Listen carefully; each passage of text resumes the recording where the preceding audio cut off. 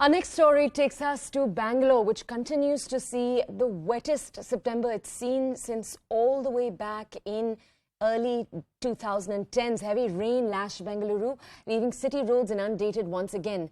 Now, the Congress, which is in opposition across the state, has lashed out at the Basavaraj Bommai-led BJP government for the crumbling infrastructure across the city in particular.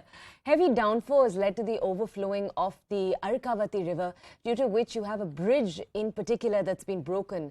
The heavy downpour has affected the water supply, power interruptions, especially in areas near the outer ring road. We're learning that multiple schools and colleges across Bangalore are going to be closed today. The Met Department has predicted heavy rainfall till Wednesday for the city. The city, along with 17 other districts, has been put under a yellow alert. Chief Minister Basavaraj Bommai has said that the situation will return to normal in a day. And that is correct. By Wednesday, the rainfall is expected to slow down. Here's a report from the ground on the situation right now in Bangalore. Take a look.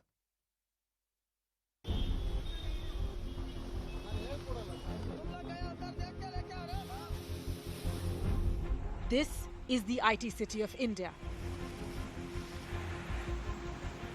Roads have turned into rivers, vehicles are submerged, and traffic is worse than usual. This is the second time in a week that Bengaluru is underwater. Take any part of the city and you'll get the same picture, one of complete apathy. We are on the Balagere-Panattur road, and you can see behind me the road is completely flooded. Residents having a tough time reaching their houses, or many of them have been cut off from the main road. There are at least 4 to 5 apartment complexes in the vicinity that have been inundated.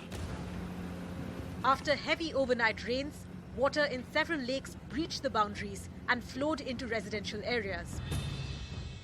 Rainwater entered Wipro's office in Sarjapur, flooding the campus entirely.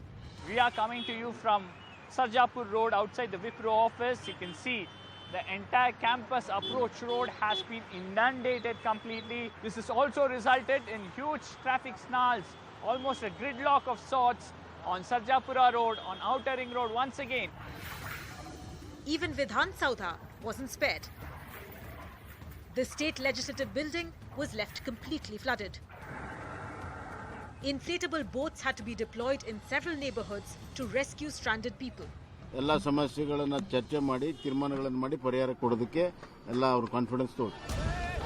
But the time for assurances is over and the need for fixing accountability is pressing.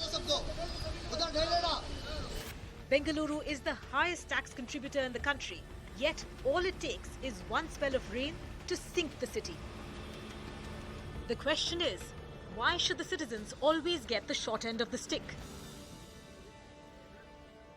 We are on the Balagere-Panattur road, and you can see behind me the road is completely flooded. Residents having a tough time reaching their houses, or many of them have been cut off from the main road. There are at least 4 to 5 apartment complexes in the vicinity that have been inundated. In fact, the basement has been flooded. Several cars have been damaged because of this. But with water not clearing, they can't even get their cars repaired. And it's the delivery boys who are also having a tough time in ensuring that supply reaches home. In fact, boats were deployed in the morning to ensure that essential supplies are delivered to these residential complexes. Only if people having SUV can dare cross this road. No question of a sedan or any other sort of a car passing through. There are tractors which are helping out nearby residents, but otherwise it's a terrible Monday for all these people here. Many of them have missed offices. People who have had medical emergencies have had a nightmare of a time.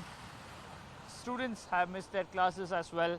This is the Panattur Lake that has overflown and has been breached, and this entire stretch getting flooded. There are at least 4 to 5 complexes, apartment complexes, which have seen their basements getting flooded, and people being cut off from access to the main road, almost being reduced to islands of sorts.